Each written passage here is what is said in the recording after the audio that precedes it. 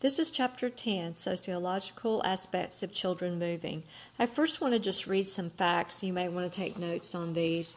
It's just kind of an overview of the chapter without having these as bullets.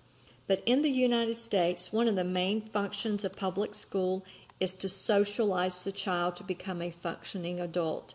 Besides family and friends, mass media, it has a great influence on children. The four major socialization agents in a student's life are family, peers, school, and mass media. So what are American society's belief about appropriate physical activities, partners for elementary children, is that boys and girls may participate together in physical activities, especially when we're talking about pre-K through grade 6.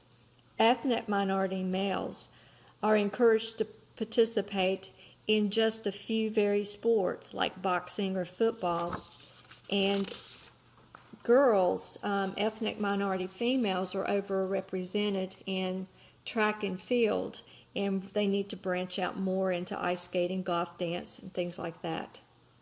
Parents are the most important influence on children's activity levels, and if a parent walks with their child, this is an example of really parental involvement.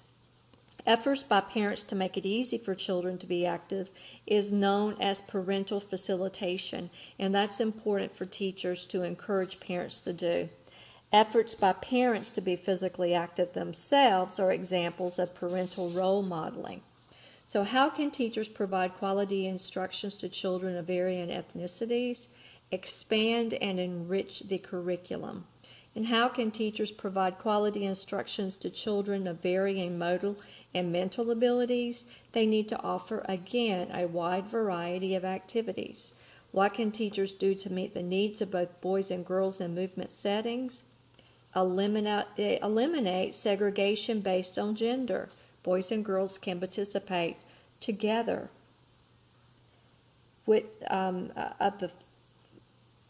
One of the other things should be eliminated from the classroom is competition between boys and girls. They need to be more cooperative.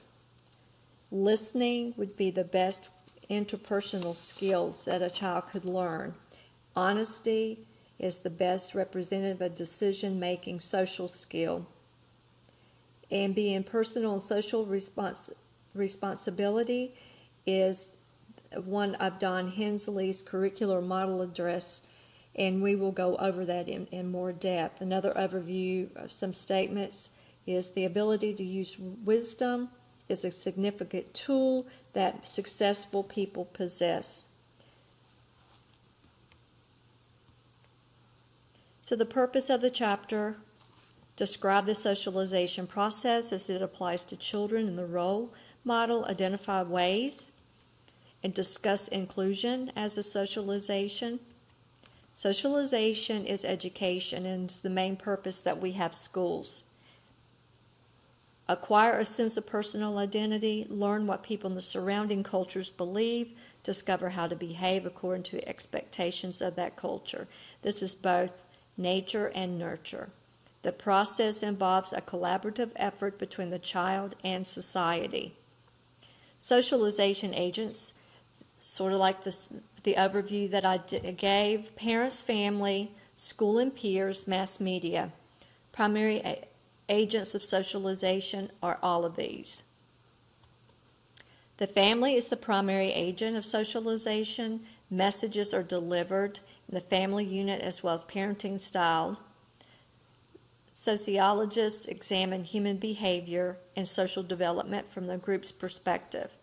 So when we look at socialization agents in school and peers, basic function of the school is to socialize a child. School allows friendships to develop between peers, and it also to develop with teachers. Socialization agents, mass media. Messages conveyed are problematic in the areas of violence, gender, and race stereotyping, and boys and girls relationship. The time spent playing video games or watching television lessens the child's time available to be physically active. any individual or group organization that influences a person's behaviors and or sense of self is considered a socialization agent. Movement, a central part of the child's self-esteem, involves their perception. Children who are physically skilled have better peer relations. We've heard that in several other chapters in the past, and definitely higher self-esteem if they know and understand that they have really good skill acquisition. Society tells us who we are, the role of physical activity in our lives, appropriate activity partners, appropriate activities, and the importance of winning.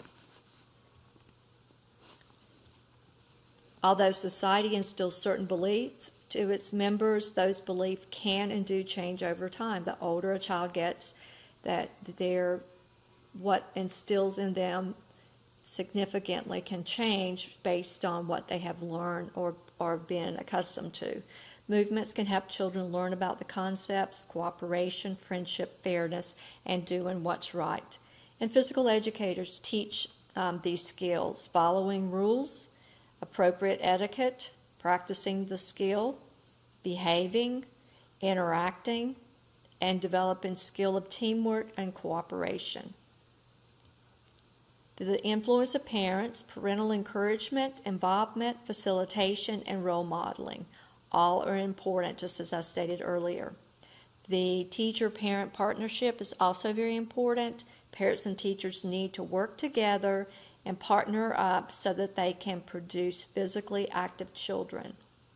Inclusion, dominant cultures, which are values or beliefs or behaviors, come primarily from Anglo-Saxon thought and perspective. Cultural contains attitudes and perception about people of certain socioeconomical conditions, which particularly characteristics of gender, skin color, body size, shape, and weight from different ethnic backgrounds. Culture can lead to exclusion based on attitude and perceptions, just like I was talking about African American boys are really encouraged more to go into sports like football or basketball or boxing. Respecting diversity. We're going to end the first part of this at this slide.